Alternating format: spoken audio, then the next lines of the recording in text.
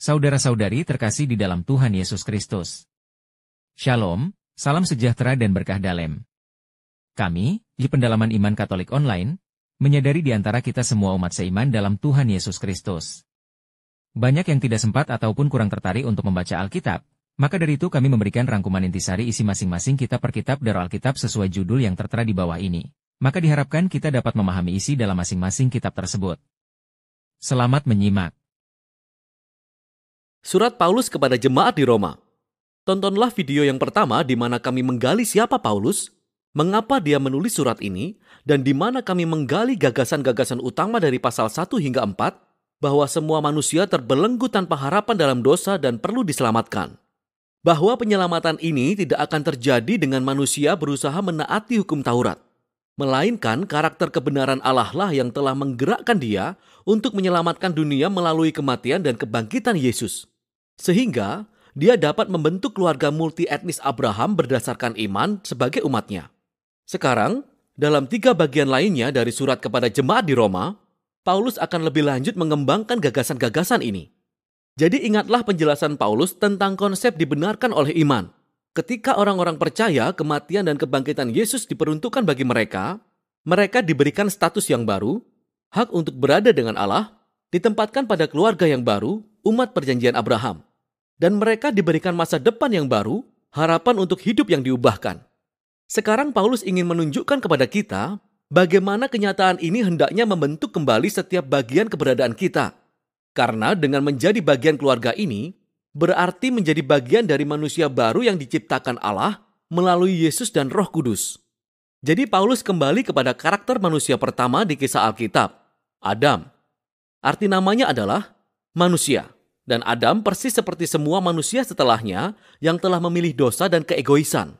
Maka setiap orang menghadapi penghakiman Allah karena kita menjadi hamba pengaruh dosa yang mengakibatkan kematian. Tapi kemudian Paulus membandingkan Adam dengan Yesus, yang dia sebut Adam yang baru. Seorang manusia yang hidup dalam ketaatan penuh kepada Allah, yang ditunjukkan lewat tindakan kasih penuh pengorbanannya. Dan sekarang, Yesus menawarkan hidupnya sebagai pemberian kepada orang lain, sehingga mereka dapat dibenarkan di hadapan Tuhan. Dan Yesus berdiri sebagai pemimpin manusia baru yang sedang diubahkan oleh pemberian ini, yang membawa Paulus ke pasal 6. Paulus memperingatkan orang Kristen di Roma ini bahwa memilih mengikut Yesus berarti meninggalkan hidup manusia lama seperti Adam dan masuk ke dalam manusia baru seperti Yesus. Dan baptisan mereka adalah simbol sakral dari transisi tersebut. Manusia lama mereka mati bersama Yesus, dan kemanusiaan mereka yang baru dibangkitkan dengannya dari maut. Jadi ketika seseorang percaya kepada Yesus, hidup mereka dipersatukan dengan hidupnya. Kebenarannya menjadi kebenaran kita. Saat orang menerima identitas mereka sebagai manusia yang serupa dengan Yesus itulah, maka mereka dimerdekakan menjadi manusia dengan hati penuh yang benar-benar dapat mengasihi Tuhan dan sesamanya. Sekarang, jika menciptakan manusia baru ini selalu menjadi tujuan Allah, dalam pasal 7 Paulus bertanya, jadi apakah tujuan Allah memberikan hukum atau dalam bahasa Ibrani Taurat kepada orang Israel? Catatan tambahan, ketika Paulus menggunakan kata hukum ini, kadang-kadang yang dia maksudkan adalah alur cerita dan pesan dari 5 kitab pertama di Alkitab. Tetapi di lain waktu, dia lebih spesifik merujuk kepada ratusan perintah yang diberikan melalui Musa dan yang ditemukan di dalam Taurat. Makna kedua adalah fokus Paulus di sini. Apakah tujuan dari semua perintah itu? Paulus berkata bahwa perintah Taurat itu baik. Semua perintah itu menunjukkan kehendak Allah tentang bagaimana orang Israel harus hidup. Tetapi, jika Anda membaca alur cerita Taurat, Israel melanggar semua perintah tersebut. Semakin banyak hukum yang diterima bangsa Israel, semakin mereka mengulang dosa Adam dan memberontak. Jadi bahkan ketika Allah memberikan peraturan moral yang spesifik untuk ditaati, hal itu tidak menyelesaikan masalah hati manusia yang penuh dosa. Secara paradoks, semua peraturan ini justru membuat Israel lebih bersalah lagi. Tapi Paulus berkata bahwa paradoks inilah inti pesannya. Tujuan Allah adalah membuatnya sangat jelas bahwa iblislah yang menjebak hati manusia dan bahwa Taurat, walau baik adanya, tidak dapat berbuat apapun untuk mengatasinya. Tapi Paulus berkata dalam pasal 8 bahwa solusinya ada pada Yesus dan Roh Kudus. Beginilah caranya. Perintah Taurat berfungsi seperti kaca pembesar yang memfokuskan permasalahan kondisi manusia ke satu tempat pada orang Israel. Tapi sekarang, perwakilan Israel, Yesus Sang Mesias, telah membayar dan menangani semua dosa melalui kematian dan kebangkitannya. Dan sekarang Yesus telah memberikan rohnya kepada keluarganya yang baru untuk mengubahkan hati mereka. Sehingga mereka dapat benar-benar memenuhi perintah Taurat untuk mengasihi Tuhan dan sesama. Dan masih ada banyak lagi. Pembaruan Tuhan terhadap manusia adalah langkah pertama dari misinya yang lebih besar untuk menyelamatkan dan membarui semua ciptaan, membuatnya sebagai tempat di mana kasih-Nya terwujud. Sekarang kita dapat melihat bagaimana pasal 1 hingga 8 menjadi pemikiran yang mengalir panjang di sini. Tetapi itu menimbulkan beberapa pertanyaan lain. Jika semuanya ini adalah tujuan Tuhan, apakah status saudara sebangsa Paulus, orang Israel lainnya, yang tidak mengakui Yesus sebagai Mesias, bagaimana kisah ini kemudian menggenapi janji Allah bagi mereka? Paulus memulainya di pasal 9 dengan kesedihannya yang mendalam bagi orang Israel lainnya, yang tidak menganggap Yesus sebagai Mesias mereka. Hal ini membawa dia merenungkan kisah bangsa Israel di masa lalu dalam perjanjian lama. Dan dia mengingatkan kita bahwa hanya dengan menjadi suku Israel, keturunan fisik dari Abraham, tidaklah membuat seseorang otomatis menjadi anggota setia dari keluarga perjanjian. Paulus menunjukkan pada kita bagaimana Allah selalu memilih satu subbagian dari keluarga Abraham untuk meneruskan garis perjanjiannya. Di titik ini adalah bahwa garis perjanjian itu diteruskan oleh mereka yang mengikut Yesus. Dia mengingatkan kita bahwa untuk sekian lama orang-orang di dalam dan di luar keluarga Abraham telah menolak kehendak Allah.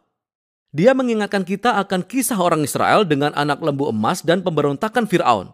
Dia menunjukkan bagaimana Allah dapat mengatur kejadian demi kejadian sehingga penolakan terhadap dia sesungguhnya mencapai tujuan-tujuan penebusannya. Maka dalam pasal 10, Paulus mengalihkan perhatiannya pada Israel masa kini. Alasan mengapa banyak orang Israel menolak Yesus adalah karena mereka mendasarkan hubungan perjanjian mereka dengan Allah pada kepatuhan mereka terhadap perintah Taurat. Dan sungguh menyedihkan, mereka tidak menyadari apa yang telah Allah lakukan melalui Yesus untuk menciptakan keluarga perjanjian baru berdasarkan iman. Sehingga pada pasal 11, Paulus bertanya, apa masa depan Israel? Apakah Allah telah menghapuskan umatnya? Tidak, katanya. Ada banyak orang Yahudi, termasuk dirinya sendiri, yang mengenal Yesus sebagai Mesias mereka. Tetapi masih banyak juga yang belum mengenal Yesus. Tetapi Allah dapat menggunakan penolakan mereka bagi tujuannya sendiri. Ini menyebabkan Injil tersebar lebih cepat dan lebih jauh ke dunia orang non-Yahudi, membentuk keluarga Abraham yang lebih besar dan lebih multi-etnis. Paulus menggambarkan keluarga perjanjian Allah sebagai pohon zaitun yang besar, dan orang yang menolak Yesus telah dipatahkan dari cabangnya, dan orang non-Yahudi ini seperti cabang-cabang liar yang telah dicangkokkan kepada pohon keluarga. Tetapi Paulus berkata bahwa suatu hari nanti, Yesus akan diakui oleh umat kepunyaannya sendiri. Dia tidak menjelaskan secara mendetail bagaimana itu akan terjadi. Paulus hanya percaya pada karakter dan janji Allah bahwa dia tidak akan berhenti berharap terhadap umat perjanjiannya. Yang kemudian beralih ke bagian terakhir kitab ini, pasal 12 sampai 16. Tapi ingatlah gambaran besarnya. Oleh karena iman mereka kepada Yesus, orang Yahudi dan non-Yahudi berada bersama-sama dalam keluarga Abraham, yakni manusia baru yang telah diubahkan oleh Roh Allah. Dengan inilah, Allah menggenapi janji masa lampaunya. Oleh karena itu, satu-satunya respon yang sepatutnya adalah agar orang-orang Kristen Yahudi dan non-Yahudi bersatu sebagai gereja. Dalam pasal 12 hingga 13, dia menunjukkan bahwa kesatuan ini akan datang dari komitmen untuk mengasihi dan mengampuni satu sama lain. Kasih itu akan terlihat seperti setiap orang menggunakan karunia dan talenta mereka yang berbeda-beda untuk melayani satu sama lain di gereja. Dan juga berarti kerendahan hati dan pengampunan. Ketika kelompok etnis dan budaya yang berbeda ini berkumpul bersama-sama di dalam Yesus, konflik tidak bisa dihindari. Dan ini hanya bisa diatasi dengan kerja keras pengampunan dan rekonsiliasi.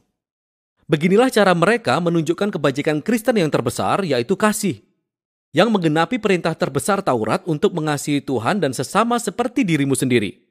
Pada pasal 14 dan 15, dia secara khusus berfokus pada isu-isu yang menciptakan perpecahan etnis di gereja Roma. Ini adalah perselisihan tentang peraturan makanan orang Yahudi dan hari Sabat. Dan Paulus mengatakan, praktek-praktek ini tidak menentukan siapa yang ada di dalam atau di luar keluarga Yesus. Dan orang-orang berselisih pandang tentang masalah-masalah yang penting secara budaya ini, namun bukanlah hal yang esensial. Sehingga mereka perlu belajar bagaimana menghormati perbedaan satu sama lain. Dengan cara inilah, kasih akan menyembuhkan dan mempersatukan keluarga Yesus. Paulus menutup suratnya dengan terlebih dahulu mempercayakan Febe sebagai pemimpin kunci di gereja Kaisarea. Dia mendapat kehormatan untuk membawa dan bahkan mungkin membaca surat ini dengan nyaring kepada gereja-gereja di Roma untuk pertama kalinya. Paulus kemudian menutup suratnya dengan menyapa semua orang yang telah lama tidak ia temui, dan itulah akhirnya. Wow! Sekarang kita dapat melihat dengan lebih baik bagaimana semua potongan-potongan surat ini saling bertautan dan menunjukkan bahwa ini benar-benar hasil karya yang luar biasa. Inilah surat kepada jemaat di Roma.